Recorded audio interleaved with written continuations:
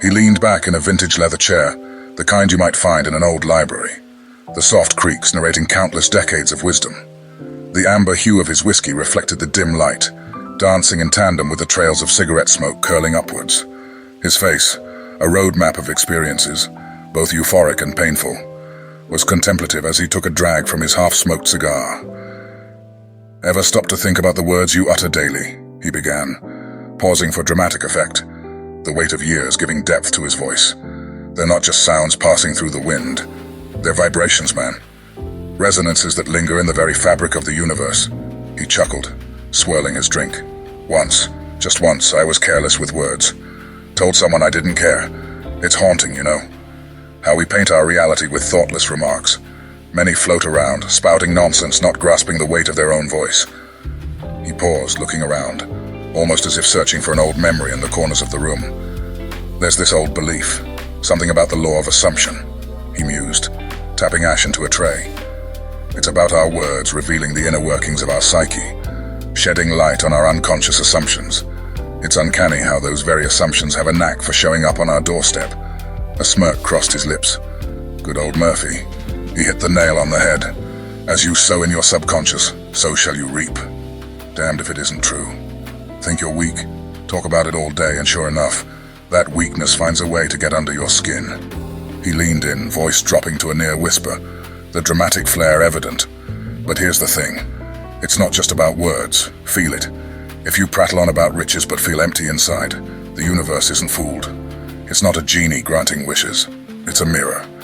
He laughed, a full hearty sound. "Remember those complaints? How Marcy always grumbled about her partner?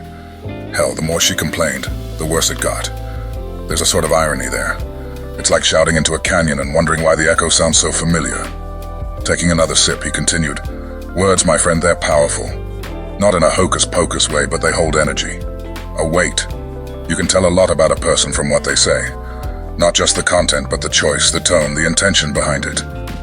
Rubbing his temple thoughtfully, he added, "It's the inner chat, the one you have with yourself late at night, that matters most. If you berate yourself inside, it shows outside. Want to see a change? Start inside. The words we say, they don't just vanish into thin air. They shape us, mold us, and define our reality. Be kind, especially to yourself, because the universe is always listening." His gaze drifted to a faded photograph on the mahogany table beside him. A younger version of himself, maybe in his 20s, with an arrogant smirk and a carelessness in his eyes that hinted at naivety. "Look at this lad," he mused aloud, pointing at the photograph. "Thought he knew it all. Spat out words like they were cheap change, never pausing to think about their worth. But time, time. It's the greatest teacher." He set the photograph down, taking another moment to lose himself in the depths of his whiskey, the golden liquid reflecting the stories he was about to delve into. "I've been to places," he began, a distant look in his eyes, "where the spoken word is sacred. Tribes in the deep Amazon, old village elders in the Himalayas. They understood something profound. Words are like seeds. Plant them carelessly, and you'll get a field of weeds. But plant them with intent, and you'll reap a harvest of abundance." Taking a deep breath, he continued, "It's not just the words, you see. It's the emotion behind them, the feeling, the heart. Walk into a room filled with anger, and even if no one says a word, you'll feel it. That's the power of unspoken vibrations." He chuckled at a memory. "I remember a bar in New Orleans, old jazz joint, met a woman there. She told me she was cursed. Everywhere she went, bad luck followed. She believed it so much it became her truth. Every word she uttered affirmed that belief." He leaned forward, intensity in his eyes. "But here's where it gets interesting. A year later, I returned to the same bar. The woman's there, but she's changed, radiant. Turns out she met a mentor who introduced her to affirmations, simple positive words she'd repeat every morning. It reshaped her reality." He shifted in his chair, his gaze piercing. "Words become thoughts. Thoughts become beliefs. Beliefs shape our reality. It's a cycle, one we're often unaware of. And it's not just about speaking positivity into existence. It's about genuinely feeling it, embracing it, living it." He paused, his voice softening. "Don't get me wrong. It's not a magic trick. You can't just chant wealth and expect a pile of gold. But affirm abundance, feel gratitude for what you have, and slowly, your world starts reflecting it." He sighed. It's not just about changing our words. It's about changing our perspective, seeing the world not as a series of random events, but as a reflection of our innermost beliefs and desires. When we truly grasp that our words, our actions, our very essence, becomes a powerful force for change. He settled back, the weight of his words filling the room.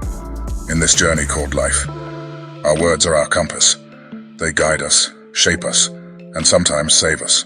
So choose them wisely, because every word you utter is a brushstroke on the canvas of your destiny. Just the other day, I sat eavesdropping, not intentionally, mind you, but the clashing worlds of a wealthy businessman and a struggling artist sharing the table next to me were hard to ignore. They talked of money, of dreams, of barriers. The artist lamented his limitations.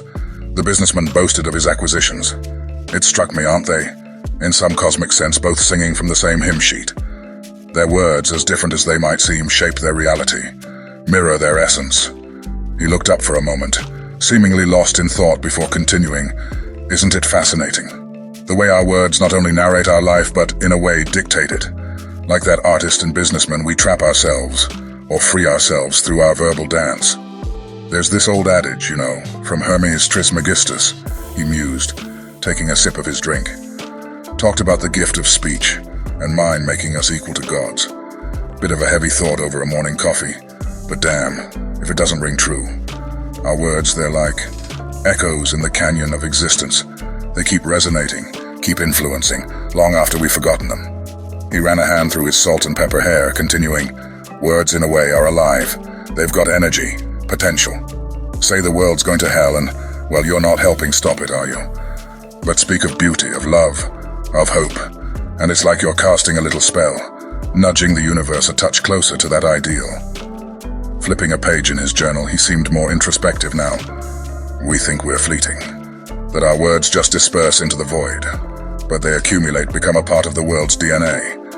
Imagine the conversations we have, the stories we share, they're all in some way shaping the reality around us. Powerful, isn't it? A smile crossed his face. It's a bit like magic, and like all magic, it's a double-edged sword. A careless word can haunt, can wound, but a word spoken with intent, with love, it can heal, transform, elevate. Leaning back in his chair, he concluded, we're more than mere mortals passing through time. We're co-authors of this grand, chaotic, beautiful story called life. So why not make every word count? Why not cast spells of love, hope, and beauty? Heaven on earth?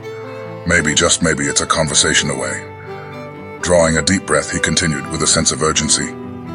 The very fabric of our existence, you see, is woven with words. Conversations overheard, whispered confessions, shouted frustrations. They all leave an imprint, like footprints on a sandy shore. He leaned in, his voice dropping to a conspiratorial whisper. I remember an old friend, a poet, always struggling, always broke. Every conversation, every lament was about how the world had done him wrong, how opportunity always slipped through his fingers. Yet sitting in this very cafe, I've also overheard entrepreneurs, fresh-faced, wide-eyed, talking of changing the world, of creating something new. Same world, different narratives. You'd think it's just youthful optimism, right? But it's more. He tapped his temple. It's here, in the mind. The narratives we craft, the stories we tell ourselves, they're our reality. Our life is but a reflection of our inner dialogue. His gaze shifted, looking beyond the confines of the cafe, perhaps reminiscing about a bygone era.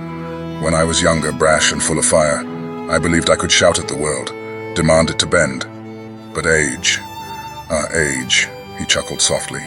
It makes you realize that it's not about confronting the world, but conversing with it. The words, they're seeds, he mused, holding up a coffee bean from a nearby sack.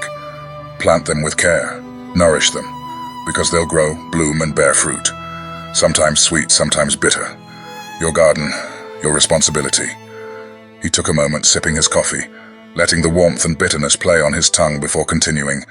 The ancients knew this, They believed words carried power, invoked deities, changed fates. Somewhere along the line, in the hustle of modernity, we forgot that. Suddenly there was a spark in his eye, a youthful glint, but we can remember, we can reshape. Start with self-talk, kind words, hopeful words. Speak to yourself as you'd speak to a dear friend. No judgment, just understanding, love even, and watch how the world changes. He paused, the ambient hum of the cafe suddenly more audible in the wake of his reflections. His gaze settled on a young couple across the room, laughing over shared secrets, and a mother soothing her child with whispered lullabies.